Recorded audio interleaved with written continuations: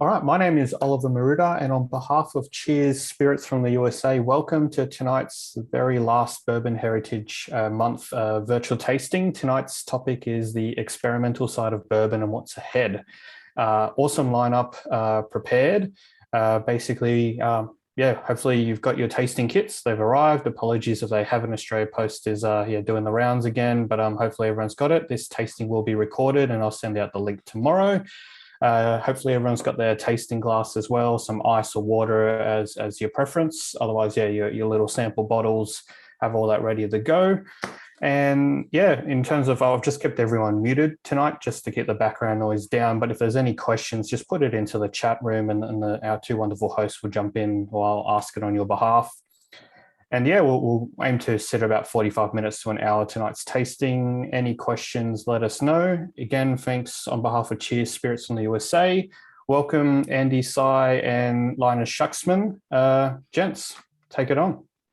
Hey guys, how you going? Thank you for having us. As always, really appreciate it. And Linus, obviously, that's Andy, my colleague as well.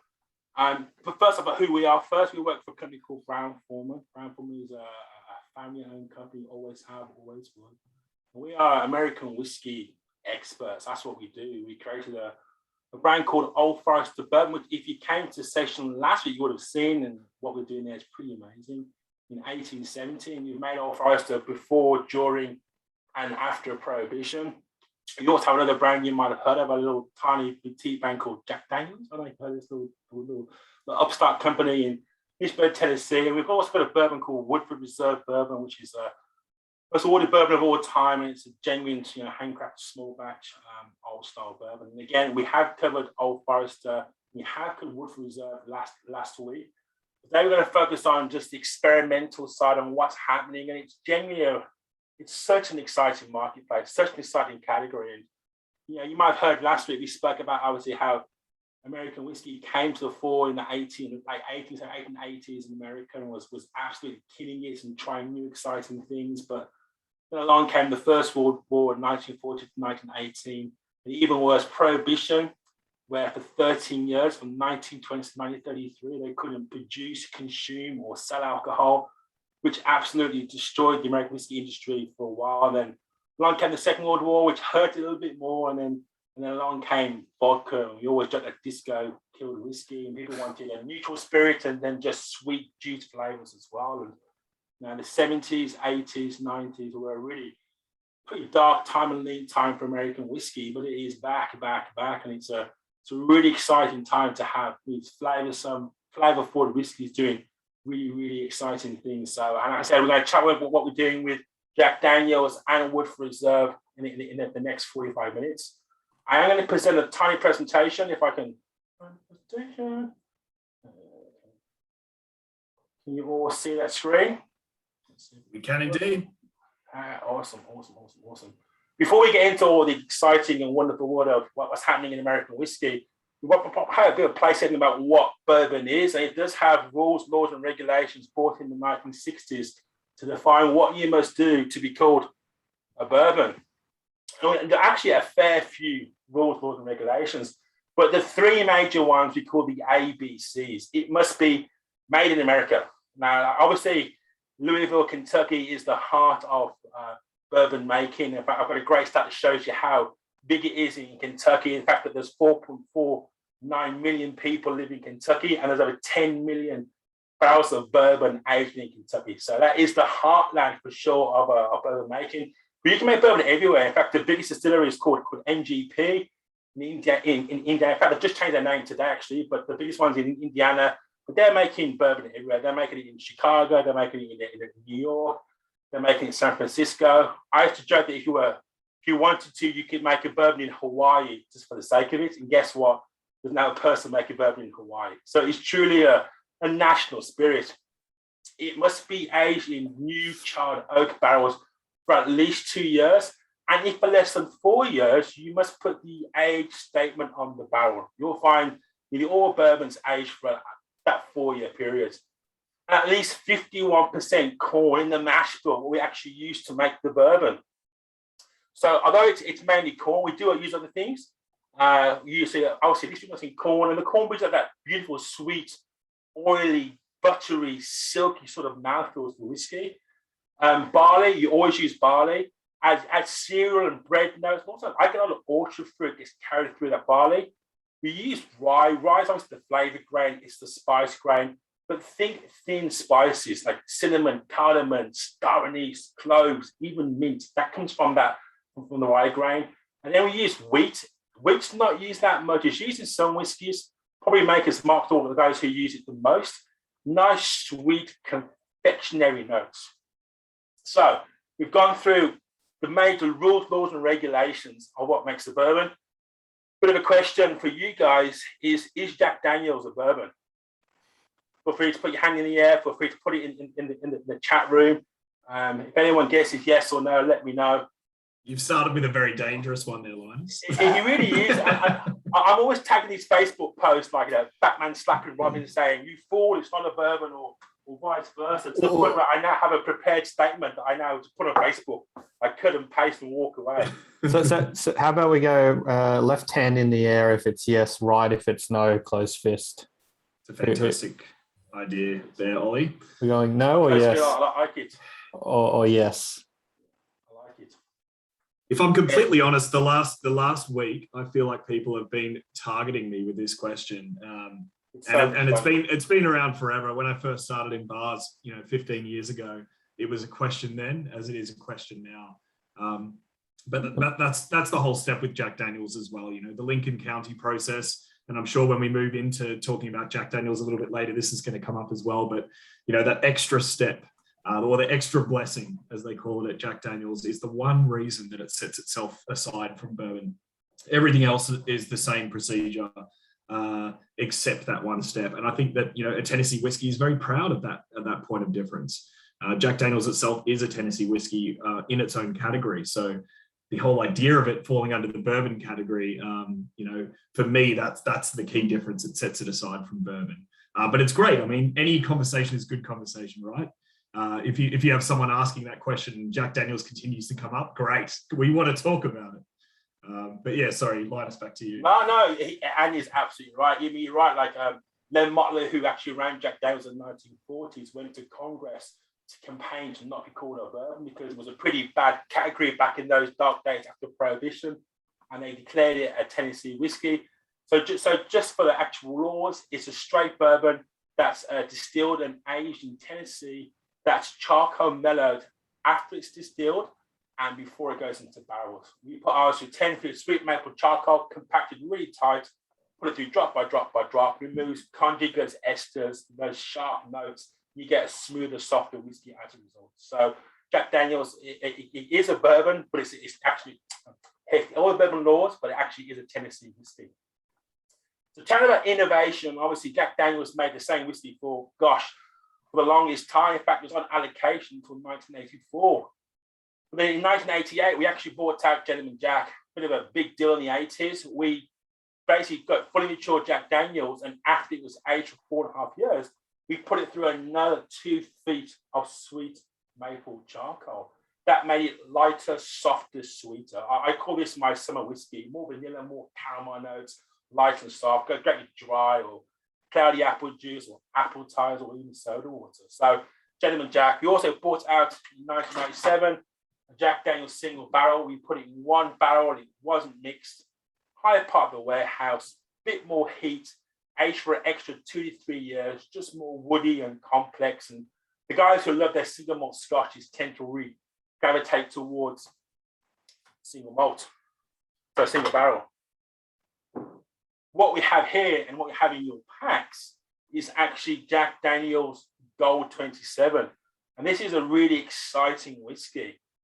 And I'm going to confuse a little bit by showing you a flavor wheel for Gentleman Jack, which I know is a little bit crazy at first, but it's going to help you identify flavors. There's so much going on in Jack Daniel's and Woodford Bourbon, the whole price of bourbon. We want to try and help you focus and just give you a bit of a roadmap into flavors you may find in Gentleman Jack. So we always go 5 sources of flavor: grain, sweet aromatics, spice, fruits and floral, and wood. And you see there's lots of sweet aromatics: vanilla, brown sugar, caramel, honey, like strong vanilla, butterscotch, And that's from that second time charcoal mellowing. What Gold 27 is that we've taken Gentleman Jack and we put it into another barrel. We put it into a toasted maple barrel. And just to explain very quickly, we actually make our own barrels. We're the only guys who make their own barrels in the American whiskey industry. We get brand new American oak, and then we toast about 25 minutes. What this toasting does, it caramelizes the sugars in the woods. You get more of those vanilla, butterscotch, honey, caramel, toffee flavors. And then we actually then char as well, the inside as well. And that gets more of those sweet flavors as well, but it's amplified by toasting it. So what we've done is that we've taken the Jack Daniel's Gentleman Jack, we put it in a toasted maple barrel, not American oak, it's a sweeter wood. We've aged it for an extra 6 to 9 months. So you're going to get lots more of those elegant, sweet aromatic notes as well. In fact, we're going to do a tasting. This flavor will help you, it really will. But surprisingly, with the Gold 27, you get more of those subtle spice notes as well. And just actually, if you want to grab your Gold 27 with us, guys, you can join along for our first tasting as well while we're looking at the flavour wheel here as well. So if you've poured it, fair play, you're well ahead of the curve. If not, grab a glass of your description. I've seen a guy there using a coffee mug. No judgmental, we're here to have fun. And obviously how you taste whiskies is how you taste wine. It's by how it looks, how it smells, how it tastes, and then maybe mouthfeel as well. So look at the whiskey. It's actually quite a light whiskey. It's been twice charcoal mellowed. And you'll see these beautiful, nice, silky legs around the start of the glass. And the good thing about bourbon and Jack Daniels is that it's all natural colour. So a lot of the Scotches, they'll use burnt caramel or they'll use a caramel colouring. We're just whiskey and water. So whether you love or hate American whiskey, it's honest. It's just whiskey and water. So we're going to give it a smell, guys. And when you smell, you hit and you say to open your mouth. You don't want to numb the receptors in your nose. You give it a smell, guys. And you see it's quite elegant, quite a light on the nose. But again, you get those beautiful vanilla, caramel, and butterscotch. I get a little bit like toffee as well. With this one, Linus, out of curiosity, what I guess one of the key differences between Gentleman Jack and the Gold 27 is the addition of maple wood. Yeah. What are the differences in flavour with maple, and how is that finishing interacting with the taste? It's a great call. So obviously, you get sweetness from American oak for sure, but you get extra sweetness from maple, and it's going to sound really crazy. You do get hints of almost maple from the maple wood. Who would have thought? So it's just sweeter, more of those brown sugar, maple, honey notes as well. We can't char the inside; it's so flammable. But it is what we use to charcoal mellow our whiskey. So it's kind of a touch back to that again. So it's lighter, softer, sweeter, but there is complexity. I'm surprised. I just give it a taste and then we'll look away. I'm getting there's that classic Jack Daniel's banana note there, but on top of it, there's other fruits, a bit of other spice, nutmegs coming through as well. It's very unique. It's really interesting. Ali, also you're at VHG. You always get like candy banana from Jack Daniel's. That's from a live yeast that we use in the fermentation process. And it's definitely got that Jack Daniel's DNA. But it is, I think, to your point, Ali, more complex than Gentleman Jack. I'm getting like sandalwood, a hint of like Ceylon cinnamon. I get a little bit like peachy, like apricot and nectarines as well on the back palate. So it's light, it's soft, it's elegant. You hear me say 1,000 times, I hate thin spirits. But this is elegant, but it doesn't cheat your palate. It engages the tip, the mid, and I'm surprised how it sits at the back palate. The funny thing is, if you try Gentleman Jack, it sits at the front of your palate, that sweet part, but the extra spice and complexity pushes the flavour right to the back, and it sits right there. And it's the same ABV. So like, Gentleman Jack is 40%, Jack Daniel's 40%, this is 40% too. It's just that extra charcoal mellowing and obviously the extra barrel aging just really adds that layer of just elegant complexity to it as well. Just demystifying the bottle a little bit, which is kind of cool. It's called Gold 2727. It means it's Jack Daniels that's been twice charcoal mellowed and twice barrel aged, hence the Gold 27. Can you hold up? Can you hold up the bottle closer to the camera actually, so we can? Actually, I'll do this as well. That'll probably help a bit more, won't it? That's the bottle there. And we believe there is still some available to buy at selective bottle shops in Australia. Yeah, it comes down to luck a lot of the time, but it's one of those ones where you can go into your Dan Murphy's or your retailers, your specialist bottle shops, of course, but it just comes down to how many bottles there are on the shelf. It generally, it just comes down to the luck of the draw. I've seen one in Dan's a couple of times, but if you see it, I absolutely recommend grabbing it. It's a beautiful, sessionable, smooth whiskey. It's a late night whiskey for me. It's one of those ones that you just sip on, at the end of a long day. But yeah, that maple wood finish, it's interesting. Linus was talking about the fact that it's that gentleman jack, but with that extra layer of flavor, from that barrel finishing. And it just, instead of sitting on the sweet part of your tongue, it really does envelop and involve itself in the back palate too. That's excellent. A question just came up from Jordan, Linus. There's never any, it just disappeared. There's never any ester type flavors added. Just that banana tone in the number 27 is so distinct. Yeah, I'm presuming more so distinct than old number 7. To me, it just takes in a different direction. I think number 7's a bit fruitier, a bit more woody and robust. Whereas this to me is a bit more elegant and soft, and the spice is there. It's elegant spice, and I don't think I like this. I like which that really challenged me, and this one surprisingly does challenge me. A bit about the bottle. I was telling guys before, this is actually made initially for Asian duty free. They like lighter, softer whiskies, and also gold is a color of extreme good luck in Asia, and it just caught on. It just caught on fire, and next thing you knew, it became a global release. So it's super exciting. It just shows you how just that extra barrel aging can really change your whiskey and give it this added layer of complexity and interest. So what's everyone's thoughts? Is it a yes? Is it a no? Don't know? Don't mind it? Okay, all good. Super smooth. Yeah. Smooth and soft. I also listen, please always practice RSA. I genuinely mean that. I may have had a few times I've not done so well on the RSA thing with this liquid. It's so easy to drink. It's tiny bit dangerous. Is there any significance, Linus, with, I know with old number 7, there's no proof of the origin of the number 7 and what it represents, whether it was the lovers that Jack Daniels had in his life, whether it was the recipe that took, 7 tries to refine. Is there any significance with number 7, 27 time? And I've got a little video that I play when I do sessions for Jack Daniels friends, and it normally stops that conversation. People say, I know what it is, and you don't, because we have a full-time historian that actually works at Jack Daniels, and we've spoken to him a few times, and he doesn't know what it is. There's all these beautiful, Da Vinci theories about what it may be, from, to your point, favorite number, batch type, tax area, and it's just one of those things that got lost in the mythos. Mystery. Yeah, and as everyone knows, I love my whiskey history, and I was saying before, it's so frustrating because the issue with that is that people didn't write things down, and also lots of alcohol tends to cloud people's memories as well. So you just don't know. It's part of the mystery, the mythos of Jack Daniels and what it is and how it works. But yeah, this is a cracker. As Andy said, you can find it in select bottle shops. It is around. It's not that easy to find, but as you're right, I walk into Dan's and see some Dan's and go, oh, wait a second.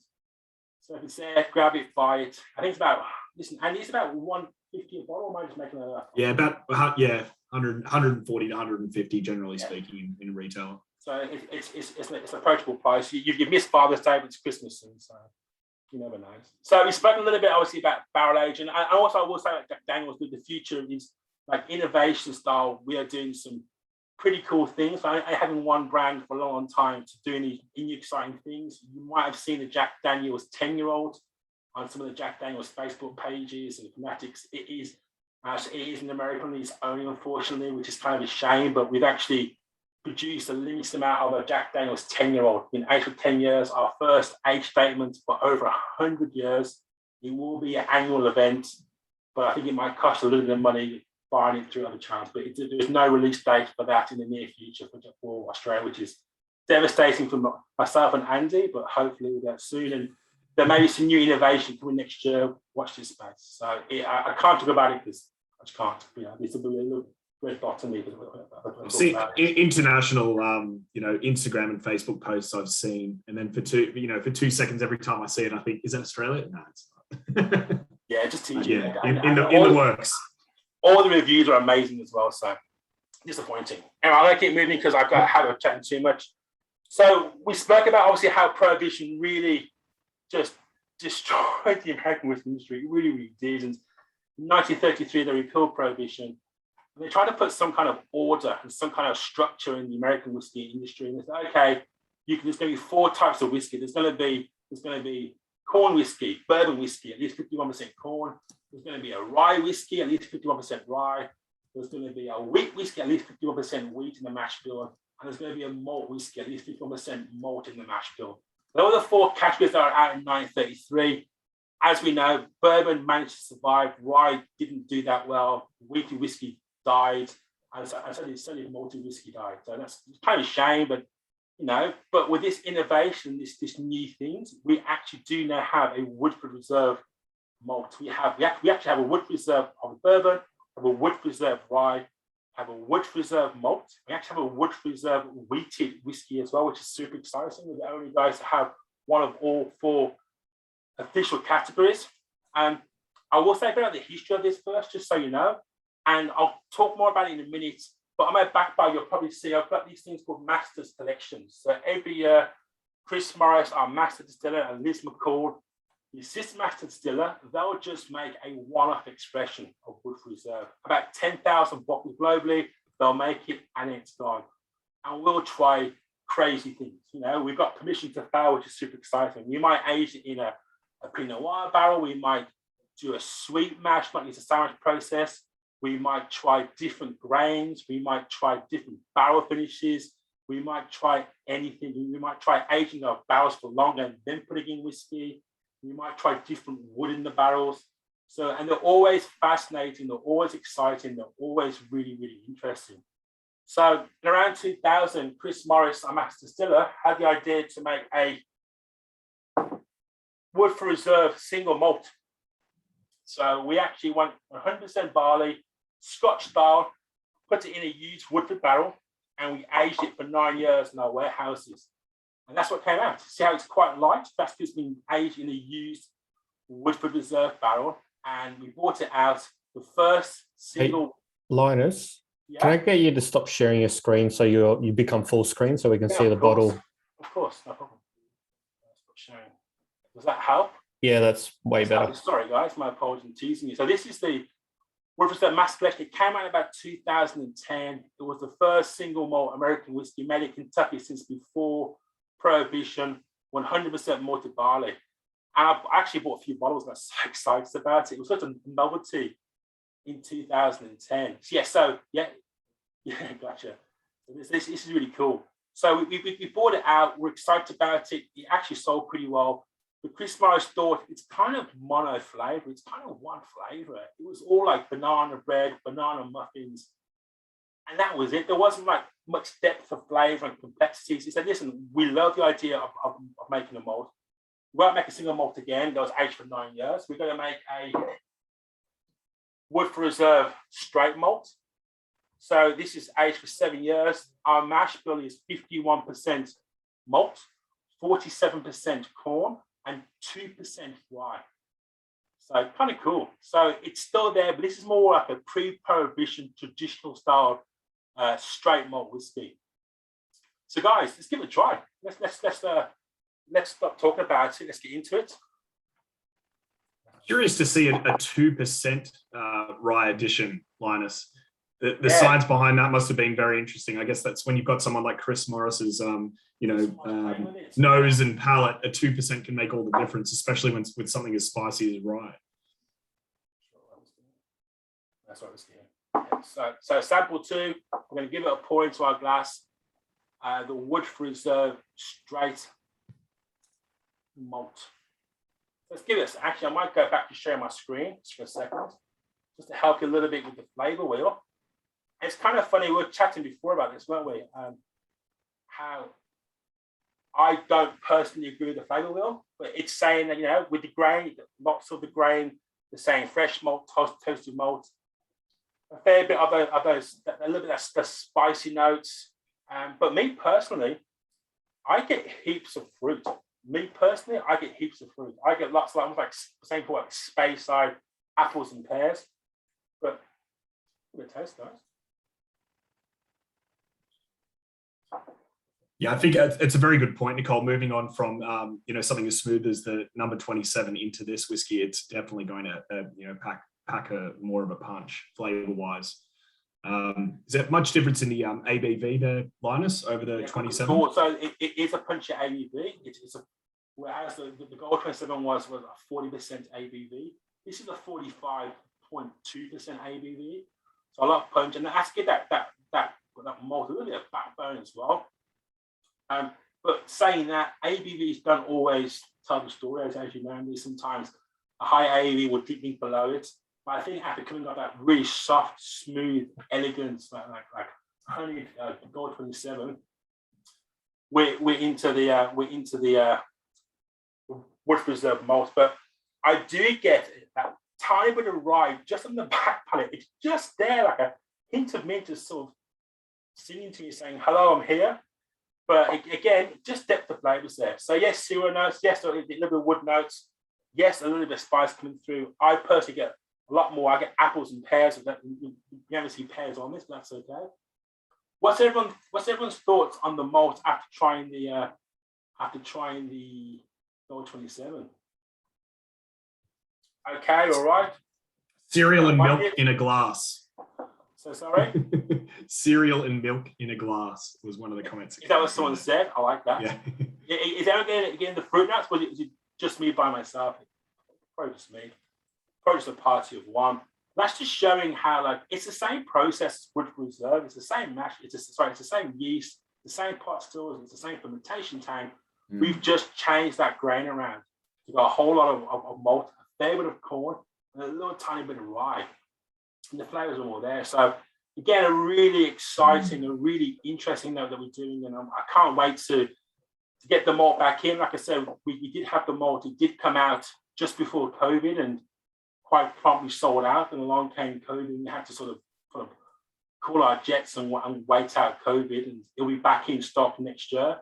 And hopefully, we'll see the wheat again a little bit later. So we'll have bourbon, rye, malt, and wheat. All I can think is whiskey sour when I try this. Oh, yeah. It's a great shout. We've got some really interesting flavor notes coming in here as well, Linus. Praline notes coming through at the end. Yeah. Curtis said biggest, spicier. The banana bread nose is solid, like well pointed out. One of those, notes that once you speak about, it becomes more apparent in your tasting as well. Psychosomatic, yeah. And fruitier as well. Absolutely. Yeah. It's that dialing that corn back and increasing the malt. It's really interesting and really exciting. And Chris Morris always looks back to look forward. So he part of me doing back to the fact that we've got all 4 straight whiskey categories now in our portfolio as just an ongoing SKU, which is super exciting. So we've chatted a bit about barrels, and I'm also might touch a little bit on American single malt whiskey, just because we felt it wasn't for us. If you look at different kinds of whiskey in America, the single malt American whiskey movement is strong. Like you are seeing more and more single malts. I'm seeing a fair few single peated malts as well in America. I'm seeing peated bourbons, peated ryes. It's such an exciting time, and Ollie posted it on his Facebook page that I was talking about before, which is, they're actually trying to put in some rules, laws, and regulations. The TTB, the Alcohol Tobacco Trade Bureau, who take care of American whiskey, actually they take care of firearms as well, which is really disconcerting. They're trying to put in some rules, laws, and regulations to define what you must do to be called an American single malt. And they're proposing you must be using obviously 100% malt. You must be aged in a barrel no bigger than 700 litres. But they haven't I'm not seeing an age statement yet, which is kind of cool, which is kind of interesting. I guess it'll be at least 2 or 3 years in a new barrel. But that's happening. Lots of peated whiskies. But some reason Texas seems to be a hotbed for peated whiskies. I'm not too sure why. And we're going to touch on smoke in a second, which I think is really exciting as well. How you do smoke, and we kind of all know to be called a peated whiskey, they dry their malted barley by using peat. They use peat, and the peat is like soil from the highlands or from Ireland, and they add those campfirey, peaty notes to their whiskey. And if it was Ireland whiskey, it's all like medicinal, burnt iodine and maritime sort of flavors. And we know if it's a Highland peat, it's more like a woody campfire sort of smoke. And that's a big thing in Scotland, which is really exciting. But it is happening to a certain degree in America as well. And that's a great segue, if I say so myself, into our third whiskey of the night. Absolutely. Just a very quick question from the audience, Linus. So obviously Guns and Whiskey, you've had a long history. Thanks, Jason, for that. But CA has asked, do you see American single malts approaching the same popularity as bourbon? I think that, I'll let Annie comment as well, but I think they've got a fair bit of work to do to catch up Scotch whiskey. That's what they've done for a long period of time. And we say there's been a resurgence in bourbon and American whiskey. And we have 3 Scotches as well. We have Glendronach, Benriach, and Glenglassaugh Scotches, and they're going off the chain as well. So yes, it's growing. Yes, it's a thing. Yes, it's happening, and yes, it's only going to get bigger. Will it catch up to Scotch whiskies? I don't know. I can't see catching it anytime soon. And in fact, bourbon. So sorry? And in fact, will it approach the popularity of bourbon? American malt. I don't know. It kind of reminds me a bit of like the mezcal and tequila conversation. Will mezcal catch up tequila? And it's just big in certain places, but not big overall. It's a great question. I don't think so. If you'd have told me 10 years ago that whiskey globally would overtake vodka sales globally, I would have slapped you in the face and called you crazy. And look at us 10 years later, whiskey has overtaken vodka. I think we all would have, Linus. I don't think that was, at bars, 10, 20 years ago, it was never a conversation. It was always a very niche and a very small percentage of the way that we divided spirits in bars. It's crazy to think where we are now. It's exciting for us to be here now. People want flavor. And I used to do vodka sessions all the time, and I've done maybe 1 in 3 years. People don't want to talk about it anymore. It's all about whiskey and flavor, the excitement, the fact that obviously now it's now male and female friendly as well. People want flavor. It's just, I can't describe how excited I am about what's happening in the future as well. I would also say that they're trying to clarify the laws. Like you'll see in this picture here, we haven't put bourbon anywhere on this bottle, the Cherrywood smoked barley. We haven't put it anywhere. But if you look at the bourbon laws, we actually are still a bourbon. We haven't broken any laws. We haven't got to bourbon, but we are technically still a bourbon. And again, the TTB is trying to catch up with the innovation because it's just so exciting right now. It's such an exciting time to really be making whiskey. This one is really cool. This one is, again, one of our mass collections, probably from about 2 years ago now. And this one was kind of cool. And again, there's a story behind it. Chris Morris, who's our master distiller, he's a bigger geek than me. He loves history of bourbon and the area. And he saw that there was actually maltsters nearby back in the 1850s, and they would malt barley for all the distilleries. And we've got lots of cherry trees that are nearby the distillery.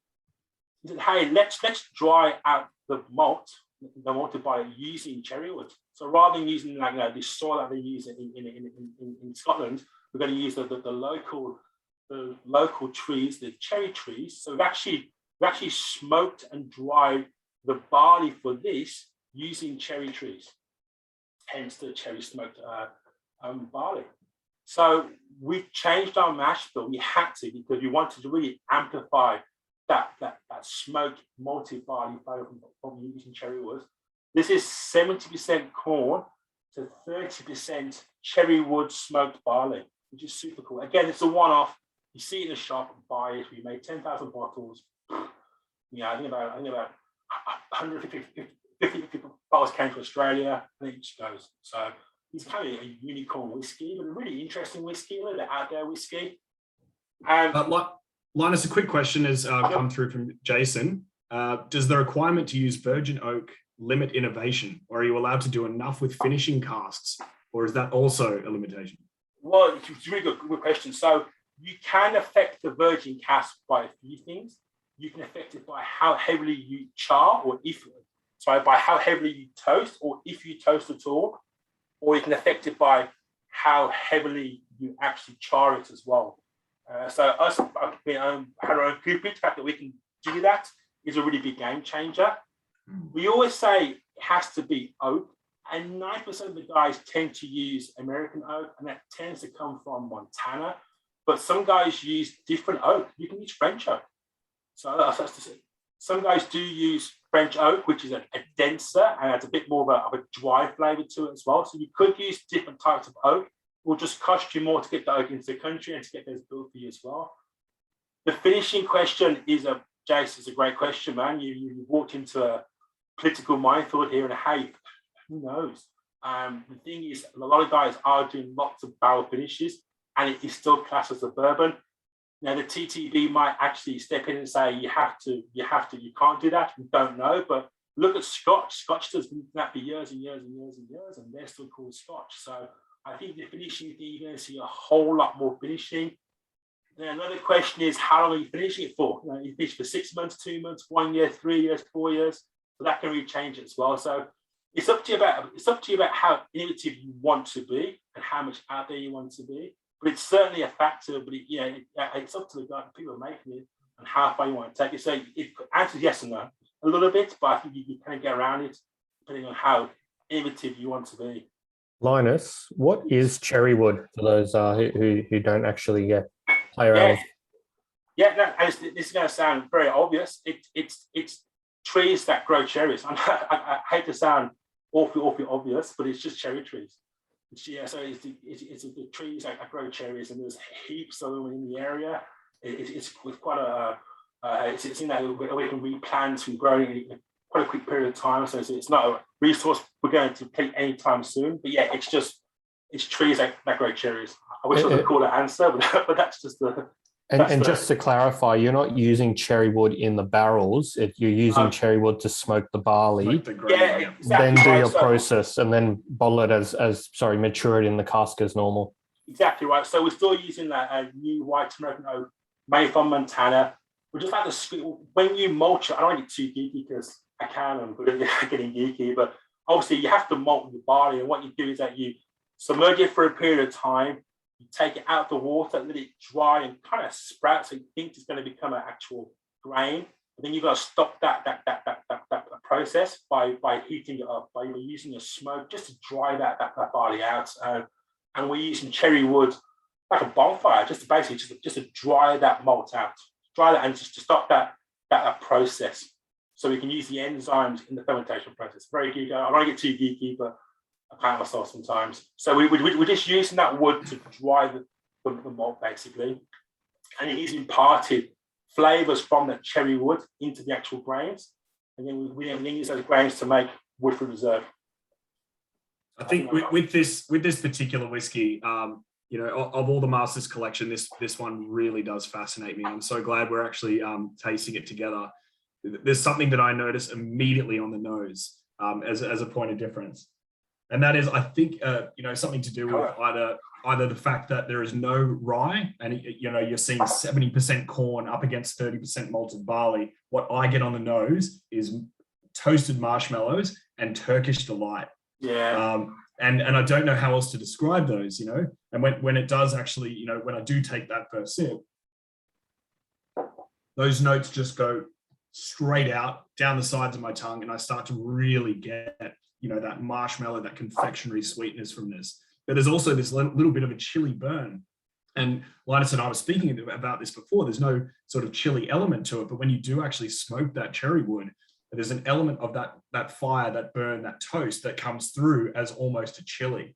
So we're looking at something that's a combination of, toasted marshmallows, Turkish delight, there's those light vanillas, and this really beautiful, fiery burn at the end. Yeah. So this is just a fascinating whiskey on the palate and on the nose. I don't know how you guys feel about it, but for me in particular, this whiskey just blows my mind every time. I think you make a so really much going on. No, I think it's a great point. So obviously, when we dry the malt normally, it's like a big tumble dryer. We just use hot air just to dry it out and just to stop that process. In this case, we're using actual cherry wood, the actual smoke from the wood to dry it out instead. And to your point, I think that marshmallow on the actual open bonfire, that open flame, you know, charring the outsides, I think that's a great analogy because you're right, there's absolutely no spice, no rye in it. A little bit of spice from that smoked fire, which I think is really interesting. Me personally, I get cherry. It might be psychosomatic. I think that texture, like cherry aspect, it's a great call. And I get these nutty notes. I get like almonds. I get marzipan. Me personally, but it's such a really interesting, fascinating whiskey. There's a bit of almost like a buttery macadamia note in there as well, right? Like a rich kind of macadamia. Actually, What are your thoughts, guys? Okay, all right. Don't know. Don't mind it. Amy's just nodding their head. I like that. Nods are good. Oh, the poll. Ollie, you're going to poll, mate. I like it. I figured that we might as well poll Yeah, the man. audience. Idea. It's a great idea. I like it a lot, mate. It's actually a great idea. The people will speak. It's kind of funny because on the back palate, I'm getting the marzipan on the back palate. It makes no sense. It's cool. It's kind of like normally you get like the spice and the wood on the back palate. But this is just man. This is split three ways, exactly the same at the moment. How is this? Well, I think essentially we're looking at three whiskies that are so different and so stark in contrast that it's going to be very interesting to see which way people go. You know, you've got that really smooth, accessible vibe that you get from the 27. You've got this unpredictable, you know, sort of fiery, toasted kind of number. And the malt is such an unexpected release as well from Woodford Reserve. It's not anywhere near the same as the regular bourbon releases. You know what? It's so unexpected. It's unexpected because Chris Morris does these like he's like this mad science, like the Willy Wonka of distillers. He's always doing these crazy things, and that's why I call him my spirit animal because he's always trying just these off the wall kilter things, and like he gives us out from permission to fail. And I'm going to be honest, our second release for the Masters Collection, we actually aged Woodford Reserve in a Chardonnay barrel, and it was awful. We didn't release it. We just said, no, it didn't work. Oh, well, let's move on and say, we'll always try new and interesting things. I will get in a second. But I will say, I think what's fascinating is that like they're so different. We're just tweaking one aspect. So obviously, with Gold 27, it's a second barrel maturation. With the malt, we've just changed the mash bill around. And obviously, with the smoked barley, we've just smoked the barley and tweaked the mash bill. So it's all like the same for the DNA, just trying little things in the actual process just to make it interesting and quirky and a little bit out there. And this is just the beginning, guys. You're going to see American whiskey try so many interesting things. And I actually did take a sneak peek of what we're doing next with Woodford Reserve. That's pretty cool too, actually. I'm going to share the results now. So okay. Here we go. There you go. Wow. The Cherrywood. Cherrywood. It's just, you know what? It's just so. I will have the Cherrywood. I've never tried anything like it. I haven't, and I've tried a lot of whiskey. It's just so quirky, so different, so out there. Yeah, I will answer this question on that. Well, do you think the bourbon sector will continue to grow? Yes, it's growing and not just what you'll find though is you'll find the premium whiskies where the real growth will be. People are drinking less, but they're drinking better, and they're prepared to take more chances. So you're going to find that premium whiskey category blowing up. I'll let Andy jump in and where will it peak? It's a great question. If I knew that, I'd buy shares.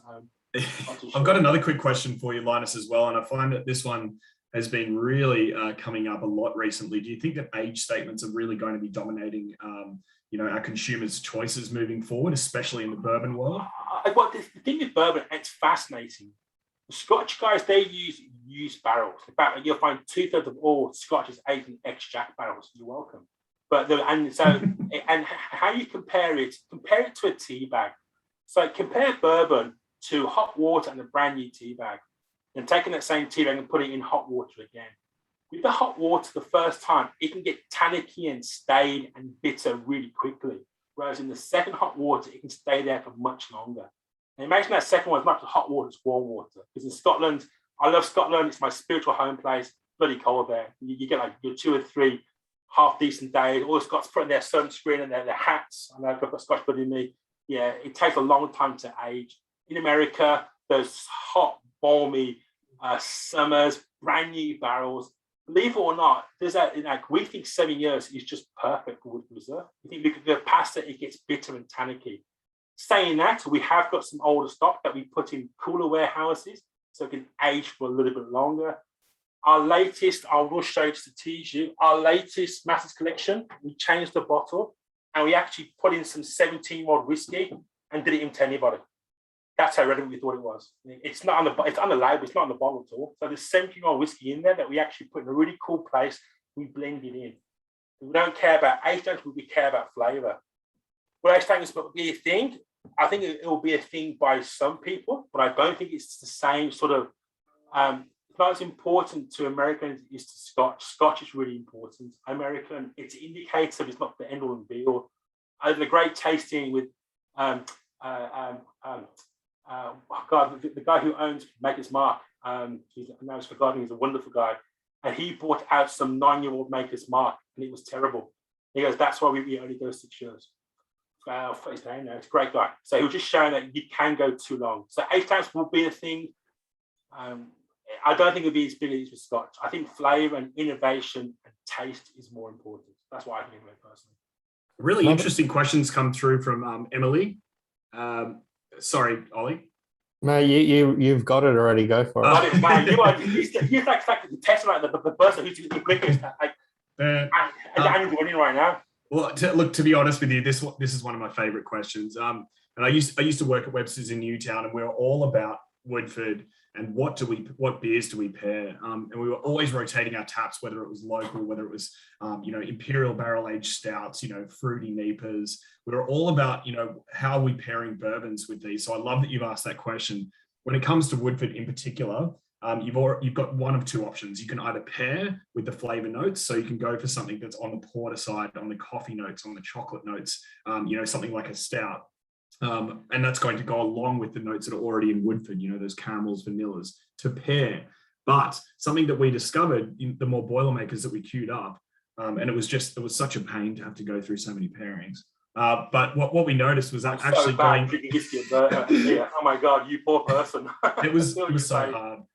But what we noticed was that if we actually explored the other side, which is the contrasting side to what the Woodford Reserve flavor profile is, so if you step away from all those caramels, those vanillas, those chocolate kind of notes, and you go the opposite way, and you actually go for either a goza, a sour, and if you go for a Nipah, you find that the contrast of all those fruit and citrus notes actually really provides this beautiful contrast. So we would pair in one of two ways. We'd either go for our porter, our chocolate stout, all those kind of things to go alongside Woodford. But my favorite way to do it is actually to go the opposite way and go citrus, go Nipahs, go anything that's got those, beautiful kind of big fruity notes with it. They're my favorite type of beers as well. So that helps. But there are some people that would love Woodford Reserve and pairing it with a lager or a pilsner because it's so crisp. It allows yourself to refresh the palate and go straight back. When it's if it's me personally, I'll always go either exactly the same and try to pair those notes with a porter and a stout, or I'll go the opposite way and try to cut through it with citrus. I think that if you have one of those beers, if you've got a fruity sour, if you've got a Nipah, try it alongside a Woodford. In fact, try it alongside this because this is just going to create so many unexpected notes. But it's all about contrast or pairing. Trying to find something that opposes and cuts through with the citrus and fruity notes, or something that goes alongside it and pairs with it. Like a chocolate stout or an amber ale, even perfect with Woodford. Linus, do you have a favorite Boilermaker Woodford pairing? I actually did. I was drinking some Woodford malt the other day just for research purposes, and I bought some wheat beer, some Belgian wheat beer, and those beautiful, those beautiful fruit notes and creaminess went so well with the Woodford Reserve malt. I must admit, I'm such an English person. I love Woodford Reserve and Guinness. I know it's just passé. I know it's very, very low. As long as it's not room temperature, Linus. Spot the guy with the flat cap. I must admit, I get that 12% Ryan Woodford Reserve and the Guinness. Just to me, it's just a match made in heaven. But I love Guinness anyway, so that might be me just doing what I like. But it's a really good call by Andy. I think one of the most fun things to do is to experiment. And I go to the bottle and I buy 10 different beers and over a few days try different beers and see which works. Woodford Reserve has over 200 flavors, so it's actually hard to go wrong. And it depends on how I'm feeling or what the weather's like. Sit there, but take the journey. And like I write little notes and what works with which beer and why, because I'm an absolute geek. Slightly worrying, but have a play, let us know. Do we have any questions around the room? Ollie just pointing out we've got a couple of minutes if there's any burning questions on your mind. Yeah, we love questions. It's interesting to see how many people also love peat or love smoked whiskies. I think that smoked whiskies are making a massive run at the moment. Like obviously peaty whiskies in Scotland are starting to really smash it. And again, there's interesting quirky smoked whiskies in America are starting to come to the fore as well. I think, you wouldn't have seen a smoked make whiskey years ago, and I don't think people would have been ready for it either, to be honest. I think they now want flavor and they want interesting, quirky things. And thank you so much, guys. I will say one thing before we go. I say this all the time. It's a genuine, heartfelt thing. When we get back to normal and you can get on a plane, you can go to America, it will happen, I promise, at some stage, hopefully not a lifetime. If you do happen to go to America and you are in Nashville or Louisville or Tennessee, please let Andy know. He's I Drink Therefore I Dram on Instagram. I'm the Geeky Spirit guy. We'd love to show you around. And we can tell you how cool it is, how amazing. Like Andy was there just before COVID. He's got some amazing photos. I've been there a few times. I love the place. But if you are going, let us know. We'd love to show you around. And thank you for your support, because people like you that we can do really cool, interesting, quirky things. And thank you for your support and your enthusiasm and your interest. We truly appreciate it. We've got Isabel with a question. Any food pairings, recommendations for the Jack Daniel's 27 Gold?